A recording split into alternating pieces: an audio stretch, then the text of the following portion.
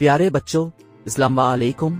आज हम आपको एक वालिद और उसके बेटे की कहानी सुनेंगे। किसी शख्स का एक ही बेटा था जो रोज रात को देर से आता और जब भी इससे बाप पूछता कि बेटा कहाँ थे तो झूठ बोलता और कहता अब्बा जान दोस्तों के साथ था। एक दिन बेटा जब बहुत ज्यादा देर से आया तो बाप ने कहा कि बेटा आज हम आपके दोस्तों से मिलना चाहते हैं। बेटे ने फौरन कहा अब्बा जान इस वक्त अभी तो रात के 2 बजे हैं, ऐसा करते हैं कि कल चलते हैं। बेटे ने बात को टालने की बहुत कोशिश की लेकिन बाप बजिद था कि नहीं अभी और उसी वक्त चलते हैं, आपके दोस्तों का पता तो चले। बिलाखिर दोनों बाप बेटा रात के 2 बजे इसके दोस्त के घर पहुंचे। दरवाजा खटखटाया तो काफी देर तक कोई जवाब न आया। बिलाखिर आवाज आई कि कौन है दरवाजे पर। पूछने वाला इसके दोस्त का बाप था।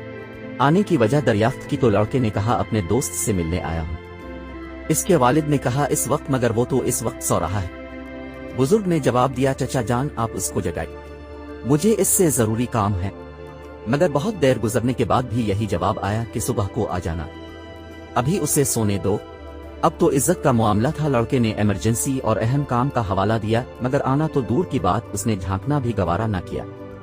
बाप ने बेटे से कहा कि चलो अब मेरे एक दोस्त के पास चलते हैं जो फला गांव में रहता है जिसका नाम खैरदीन है। दोनों बाप बेटा गांव की तरफ रवाना हो गए। दूर सफर करते करते अजानों से जरा पहले तो इस गांव पहुंचे और खैरदीन के घर का दरवाजा खटखटाया मगर जवाब न आया। बिलाखिर उसने जोर से अपना नाम बताया कि मैं फला हूं, मगर फिर भी दरवाजा साकित और कोई हरकत नहीं हुई। अब तो बेटे के चेहरे पे फातिहाना मुस्कुराहट आ गई।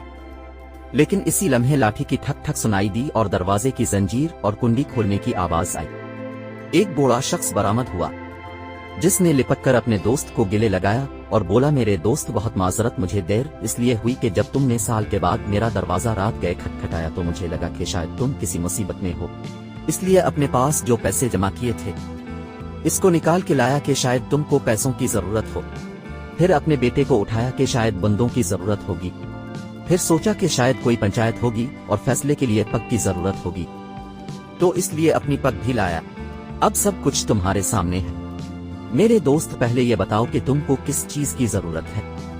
ये सुनकर बेटे की आंखों से आंसू आ गए कि अब्बा जी कितना समझाते थे कि बेटा दोस्त वो नहीं होता जो हर चौक चौराहे पर आपके साथ हो, बल्कि दोस्त वो होता है जो आपके हर दुख दर्द में साथ हो। इसीलिए दोस्त का नस्ली होना बहुत जरूरी है। तो देखा बच्चों, अपने दोस्त हमेशा वो होना चाहिए जो मुश्किल में काम आए और हमें अपने बड़ों की बात माननी चाहिए। ठीक प्यारे बच्चों, अस्सलाम वालेकुम।